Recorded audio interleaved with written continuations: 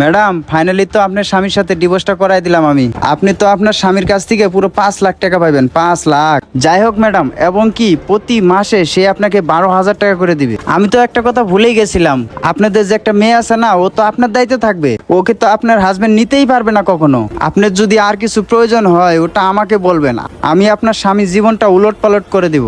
আচ্ছা, এখন আর কিছু লাগবে না। আর আমার যদি কিছু প্রয়োজন হয় আমি আপনাকে জানাবো। এখন আপনি যান এখান থেকে। আচ্ছা ম্যাডাম, আমি যাচ্ছি।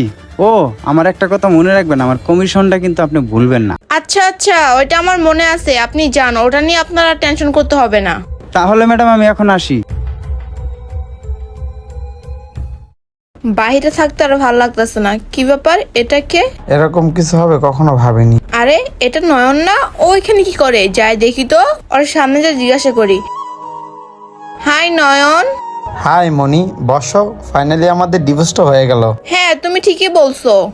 সত্যি কথা বলতে 4 বছর ধরে তো আমরা এটাই চেষ্টা করতেছিলাম যাতে আমরা দুইজন আলাদা হয়ে যাই। আজকে ফাইনালি আলাদা হয়ে গেলাম। হ্যাঁ, তুমি ঠিকই বলছো। আর বাই দেবে, তুমি যে আমার কাছে 5 লাখ টাকা দাবি করছো না, ওটা আমি এখন দিতে পারবো না। আমাকে একটু সময় দাও, ওটা আমি তোমাকে আস্তে আস্তে দেবো। আর একটা কথা, উত্তরে যে আমরা একটা ফ্ল্যাট বুকিং করছিলাম না, ওটা তুমি নিয়ে নিও। আর যাই হোক শোনো, তোমার বাবার বাড়ি যে 2টা গরু কিনছিলাম না, ওটাও তুমি রেখে দিও। আর আমি একটা বাইক কিনছিলাম না, সুজুকি জিক্সার, ওটাও তুমি নিয়ে নিও। আমি তোমাকে এত কিছু দিয়েছি, তুমি আবার টেনশন করো না। আমাদের পুরনো হিরো হোন্ডাটা আছে না, ওইটাই আমি চালাবো, ওইটাই দিয়ে যাওয়া আসা করবো। ঠিক আছে নয়ন, কিন্তু তোমাকে তো কোর্ট থেকে শুধু 5 লাখ টাকা দিতে বলছে। তুমি এত কিছু কেন দিবা? আর যাই হোক ভাই দেবে, তুমি শুধু উত্তরের ফ্ল্যাটটা দিলে তো 5 লাখ টাকা পূর্ণ হয়ে যায়। আর তুমি দেখি সবকিছু আমাকে দিয়ে দিতেছো, তোমার নিজের কাছে কিছুই রাখলা না।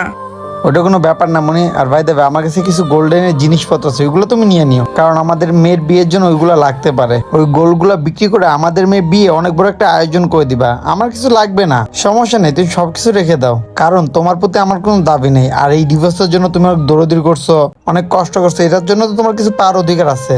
নয়ন, তুমি এসব আমাকে কি বলতেছো? গোল্ড বিক্রি করে আমাদের মেয়ের বিয়ে দিবা মানে? আমাদের মেয়ে তো এখন অনেক ছোট, ওর তো বিয়ের বয়সই হয় নাই। আর সত্যি কথা বলতে ওর তো বিয়ের বয়সই হয় নাই। ওর যখন বিয়ের বয়স হবে তখন তুমি এসে ওর বিয়ে দিবে, কারণ তুমি ওর বাবা হও। অতদিন মনে হয় আমার বেঁচে থাকা হবে না মনি। কি? তুমি মারা যাবা মানে? তুমি এসব কি বলতেছো? আমি তো কিছুই বুঝতে পারতেছি না। তুমি আমাকে সবকিছু খুলে বলো। সত্য কথা বলতে মনি, আমি ক্যান্সারে আক্রান্ত। আমি আর বেশি দিন বাঁচবো না, ডাক্তার আমাকে বলে দিয়েছে। কি? ক্যান্সার? নয়ন, তুমি এসব আমাকে আগে বলো নাই কেন? আর বাইরে কিন্তু নয়ন, এই বিষয়টা আর অনেক আগে বলা উচিত ছিল। এখন কেন বলতেছো তুমি? আমি তোমাকে ডিভোর্স দিতাম না, কারণ তুমি অনেক বড় একটা রোগে আক্রান্ত আছো। আর নয়ন, কি ব্যাপার, তুমি এখনো চুপ করে আসছো কেন? তুমি বলো, তুমি কখন এই রোগে আক্রান্ত হলা?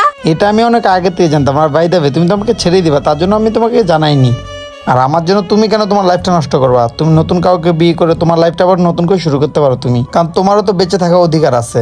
আর আমি চাই না মনি তুমি আমার জন্য তোমার লাইফটা নষ্ট করো। আর তুমি তো আমাকে বেশি শর্ত দাও নাই, আর আমি তো তোমার সব শর্ত পূরণ করার চেষ্টা করলাম। আর যেটা পূরণ করতে পারলাম না, ওটা নিয়ে কখনো দাবি রাখো না, তা না হলে আমি মরে গিয়েও শান্তি পাবো না। আর আমি যতটুকু কামাই করছিলাম আমি সব মেয়ের নামে লিখে দিয়ে যাব। আমি কিচ্ছু নেবো না, খালি আমাদের সেই পুরোনো বাইকটা যেটাতে তুমি আর আমি ঘুরতাম, ওইটা আমার দরকার। কারণ আমাকে ওষুধ আনতে হবে, ওষুধের জন্য দৌড়াদৌড়ি করতে হবে, এর জন্য বাইকটা রাখতে চাইলাম, এছাড়া কিছুই না। আর নয়ন, এইসব বিষয় তুমি আমাকে আগে বলতা, আমি তোমার ওয়াইফ ছিলাম। এইসব বিষয় নিয়ে আমি তোমাকে চাইনি, আমি অন্য একটা বিষয় নিয়ে তোমাকে ছেড়েছি। আর সত্যি কথা বলতে এইসব কথা শুনে আমার মন চাচ্ছে না আমি তোমাকে ডিভোর্স দিই। এইসব আমি তোমাকে কিভাবে ছেড়ে চলে যাই, তুমিই বলো। আরে মনি, হাতটা ছাড়ো, এখন তো আমাদের ডিভোর্স হয়ে গেছে। আর ভাই দেবে, আমি তো কালকে মরে যাচ্ছি না, আমি আরো কিছুদিন বাঁচবো। আর টাকা পয়সার প্রয়োজন হলে তুমি আমাকে জানাও, সমস্যা নেই। আর টাকা পয়সার যে সাবজেক্টটা, ওটা তো তোমার আমার ভিতর ডিল হয়ে গেছে।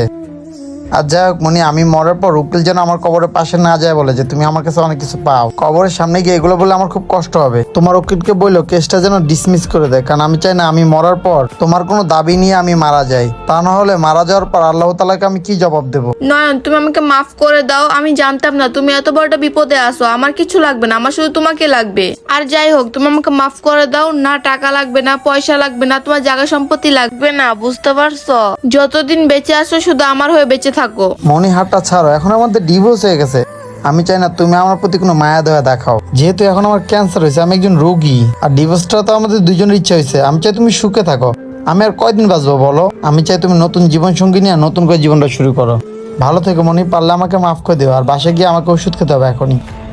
নয়ন, বন্ধুরা, কখনো নিজের জন্য অন্যকে ফাঁসাবেন না। আমাদের এই ভিডিওটা যদি আপনাদের কাছে একটু ভালো লেগে থাকে, অবশ্যই টাইমলাইনে পাঠিয়ে দিবেন। ধন্যবাদ ভিডিও দেখার জন্য। নতুন কেউ থাকলে অবশ্যই আমাকে ফলো করতে পারেন, এবং ভিডিওটা কেমন হয়েছে অবশ্যই সবাই কমেন্টসে জানাবেন।